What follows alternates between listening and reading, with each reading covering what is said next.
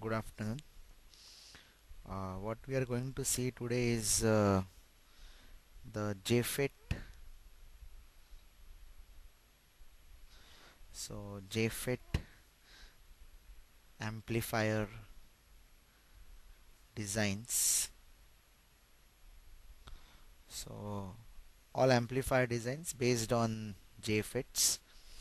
So there are primarily three types of designs. Number one is the midpoint method. Then the second one is the zero temperature drift method. And the third one is your potential divider.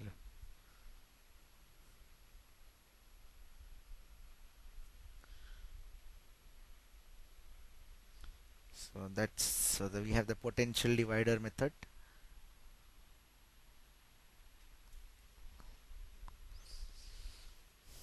Now when you look at these three methods, the first two, that is midpoint and zero temperature drift methods, are using the self bias circuits.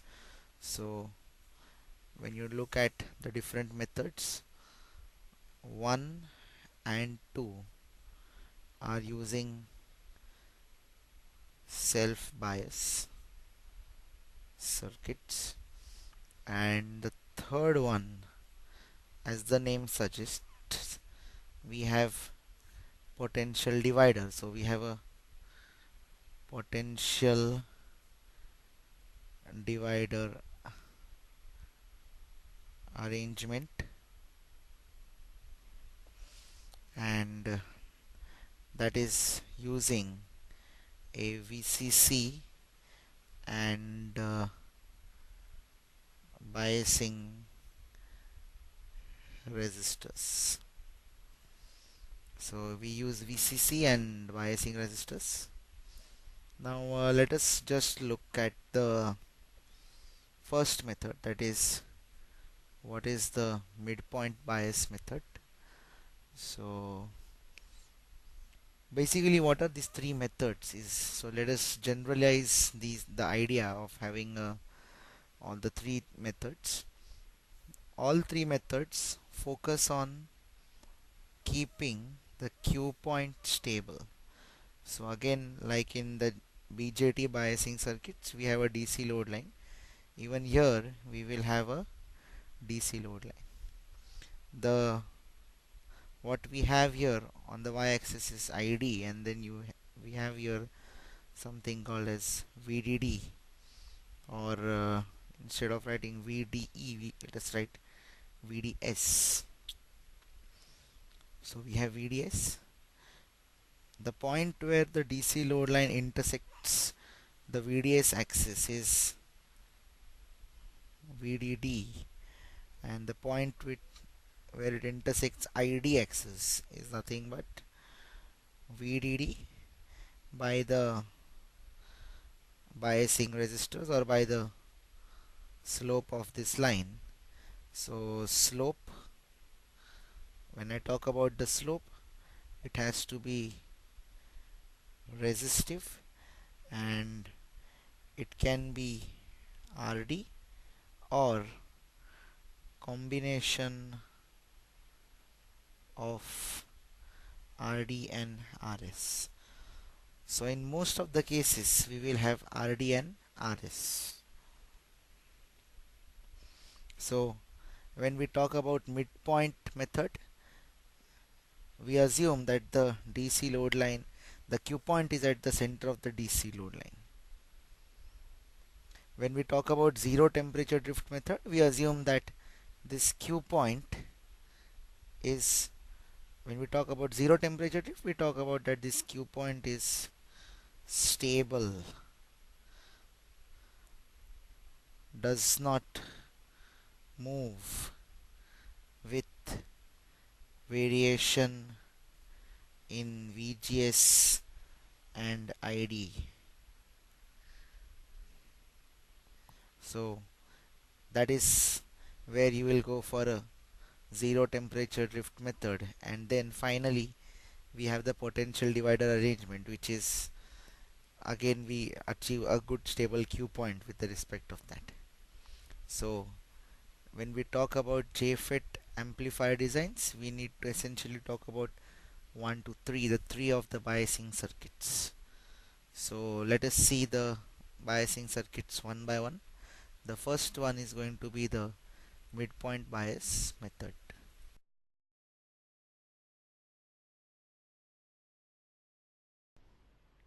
Now let us look at the first method, that is midpoint method. Now when you look at the midpoint method, first we need to generalize this to a problem. So let us take a design statement first, that is design a single stage FET amplifier with a voltage gain of 25. So the voltage gain is going to be 25. That means we want the output 25 times, that is of the input, but the maximum output that is given is 2.5 volts. So even if the output is 25, or even if the gain is 25, the output voltage is just 2.5 volts. That means it should not exceed this. The lower cutoff frequency is given to be 20 hertz. So given the specifications, we have to design using midpoint method. For the same specification, let us see how a zero temperature design looks, and for the same specification, let us see how a potential divider bias method looks. So potential divider bias method is also called as the graphical method, because you use values like IC max and ID max and ID min, and similarly VDS max and VDS min, and then we draw graphs. So when we look at that method, we will have a look at the potential divider bias.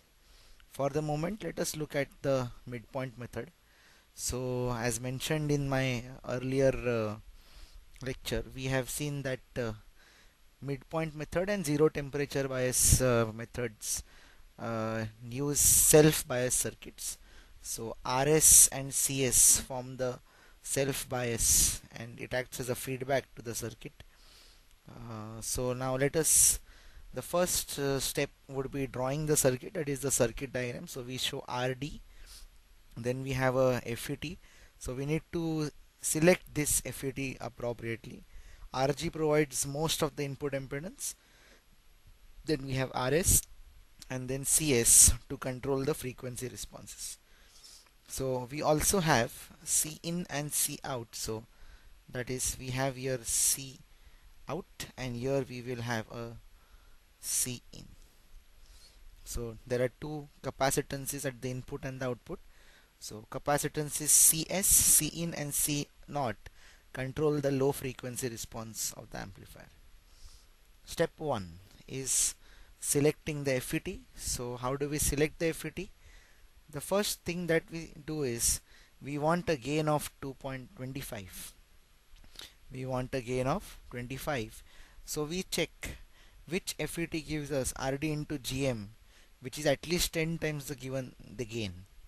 So BFW11, that is JF BFW11, has RD into GM. So RD is 50 kilo ohms, GM is 5600 micromhos. So micromhos is often also called, so mhos is also called as Siemens. So Siemens is a common unit used to measure transconductance.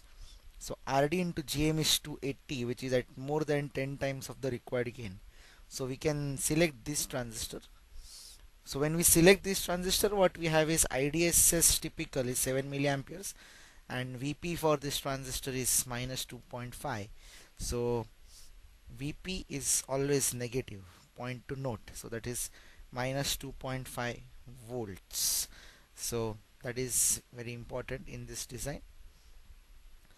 After this, we go for the calculation of Q point.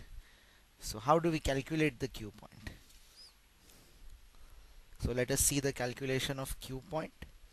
First is midpoint method, like I said, means that the Q point must lie somewhere in the middle of the DC load line. So how do we bring the Q point somewhere in the middle of the DC load line? So IDSQ, so Q point corresponds to VDSQ and IDSQ. So when we talk about VDSQ and IDSQ, this Q point can be represented in terms of current and voltage. Since the axis is IDS and VDS, we have IDSQ and VDSQ. In midpoint bias method, IDSQ is chosen such that it is half of IDS is typical. So this value is nothing but IDS is the value for IDS is typical is given to be 7 milliampere. So in midpoint bias method we use IDSQ is half of that, so that is 3.5 milliamperes. Now let us look at what this VDSQ value must be for the given IDSQ. We know that for a transistor to operate as an amplifier, the Q point must always lie in the saturation region.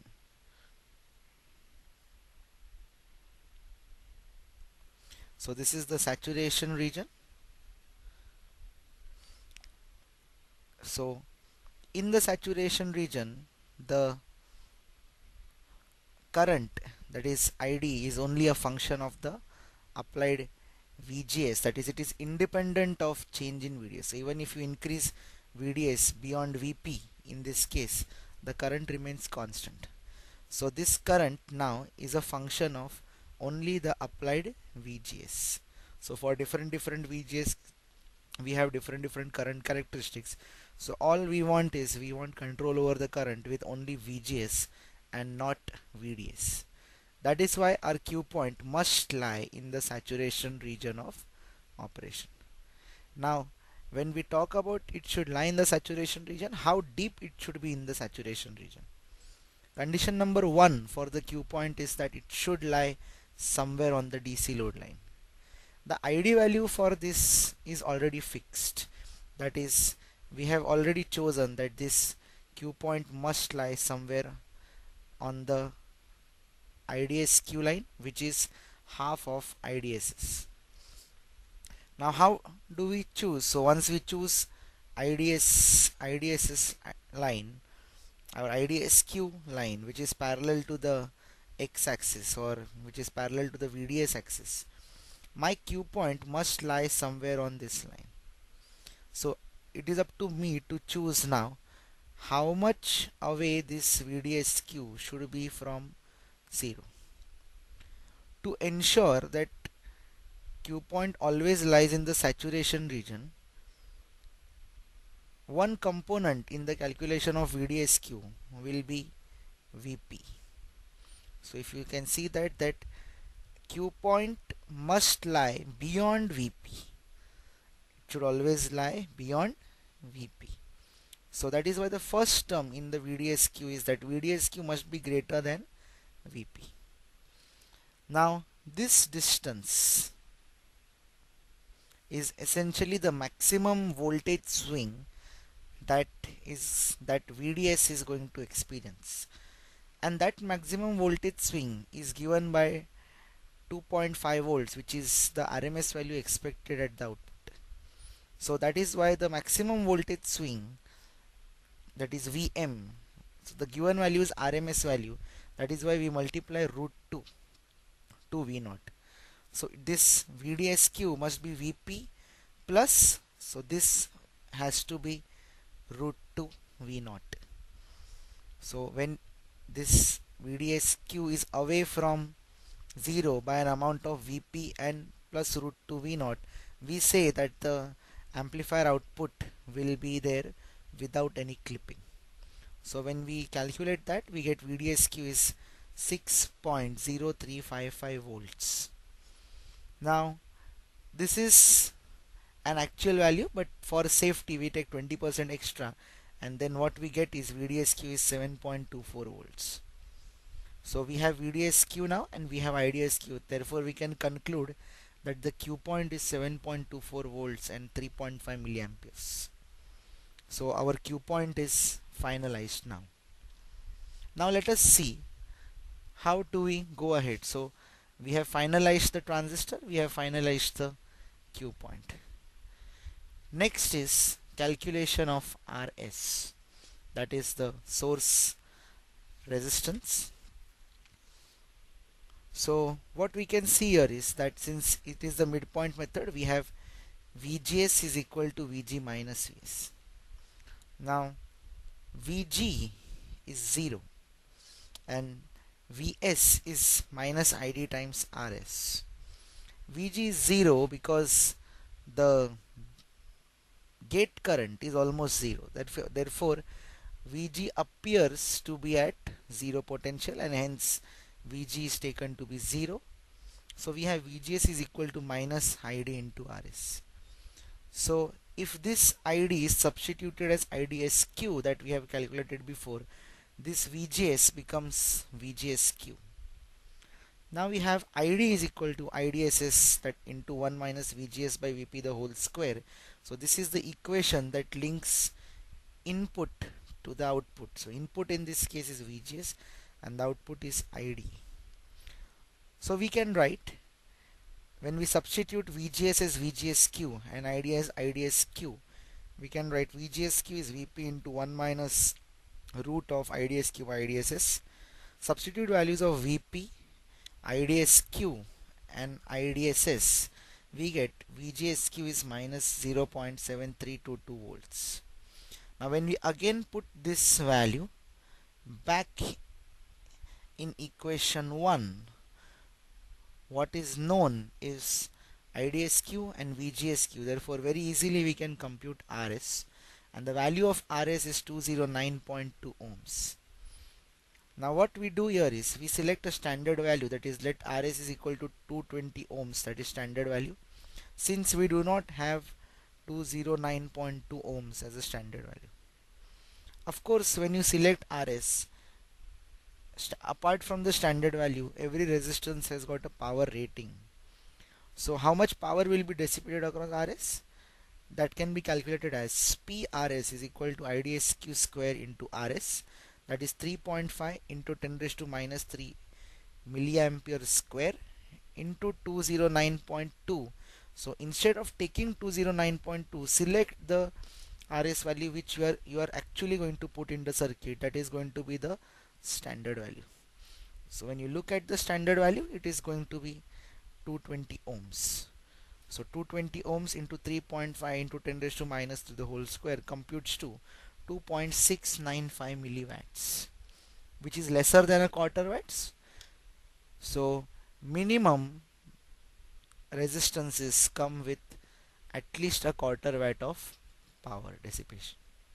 So the smallest, so the resistance with the least wattage rating will be quarter watt, and since this is in milliwatts, it is well below a quarter watt, and that is why you can select RS with 220 ohms and quarter watt. So that is the selection of RS. Then we go to the selection of RD. So let us see how the RD value is selected. We know from the AC analysis that AV is GM-RD, capital RD parallel with the small RD.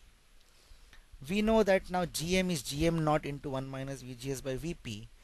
GM naught is given in the sum, that is 5600 microsiemens or micromos. VGSQ is already calculated, therefore we have that to be minus 0.732. Note VGS is always negative and VP is also always negative for an N channel FET. So what we can do is we can keep them as it is with the negative sign instead of taking a mod sign. Ultimately both the minus signs cancel away and what we get is 1 minus 0.2928, multiplying that with 5600 micromos. So the actual value at the given value of VGS is 3.96 millimos. With that we know, so AV is given to us, that is this is AV is 25, GM we have found out right now, RD is, so we for BFW11 RD is 50 kilo ohms. So the only unknown is RD, it is capital RD. So what we can do is we can see that RD comes out to be 7.225 into 10 raised to 3 ohms when you solve this equation. So again 7.225 is not a standard value. So what we do is we multiply RD with 7. So standard value is 7.2 kilo ohms, and to calculate power we can see that PRD is 88.50 milliwatts, well below quarter watt. Therefore select RD equal to 7.2 kilo ohms and quarter watts. So selection of RS is over, selection of RD is over, selection of the FET that is to be used as an amplifier is also over. Now let us look at the value of RG. So RG is, so the function of RG is to provide a very high input impedance. That is the reason why we can select RG straight away equal to 1 mega ohms. So 1 mega ohms is a very high input impedance and it is almost equal to the value of RG. Calculation of VDD is next. So we know when we apply KVL at the output, we can see that VDD is nothing but VDSQ plus voltage drop across RD, that is RD into IDSQ, and voltage drop across RS, which is RS into IDSQ. So when we calculate this, that is VDSQ 7.24, 3.5 into 10 raised to minus 3 into the values of the calculated resistances. So one is 7.2 kilo ohms and the other one is 220 ohms. So VDD comes out to be 33.21 volts. So we select VDD is equal to 34 volts approximately. CI is 1 upon 2 pi FL into RI. Now RI is equal to RG from the AC analysis. Therefore we can write RI is equal to RG. FL is given, that is 20 Hertz. So we can write CI is equal to 1 upon 2 pi FL 1 into 10 raised to 6. So that comes out to be 7.95 nanofarads. So select CI is equal to 8.2 nanofarads and 5 volts. Now how do we select this CF voltage rating as 5 volts? We can observe from the circuit diagram that CI is connected across the output and VG terminal. VG is almost appears to be at ground, so we take VG equal to 0, and the other side of the capacitor can at the most take values which are in the range of 2.5 divided by 25, which has to be the input to the amplifier. So that is going to be around 0.1 volts. So we can see that the input is going to be below that, so the minimum voltage rating for a capacitor is 5 volts. So we can see that AV is V0 by Vin, therefore Vin is 2.5 by 25, which is 0.1. So select Cin as 8.2 nanofarad standard and 5 volts as the voltage rating. The next is calculation of C0. The next is calculation of C0. So we have C0 is equal to 1 upon 2 pi FL R0, where R0 is the output impedance. So output impedance is given by RD parallel with capital RD, that computes to 6.293 into 10 raised to 3 ohms, that is 6.293 kilo ohms. So again when we substitute C0 as 1 upon 2 pi FL into R0, we get C0 to be equal to 1.26 microfarads. So the nearest standard value is around 2.2 microfarads. So what we can do is we can select C0 to be equal to 12 volts. Now why 12 volts is because one side of C0 is connected to the drain terminal. So VDSQ can be 7.2 volts and the other side VDSQ is around 7.2 volts. So C0 can at the most charge up to 7.2 volts, and because of that the nearest standard value to 7.2 volts is 12 volts. Now when we come to calculation of CS, we have CS is equal to 1 upon 2 pi FL into R, where R is the resistance seen by the CS resistance. So what is the resistance seen by the CS resistance? That is 1 by GM parallel with RS. So that comes to around 117.57 ohms, and when that is substituted into this equation, that is CS is equal to 1 upon 2 pi FL into R, what we get is CS is equal to 67.68 microfarads, which is 68 microfarad standard.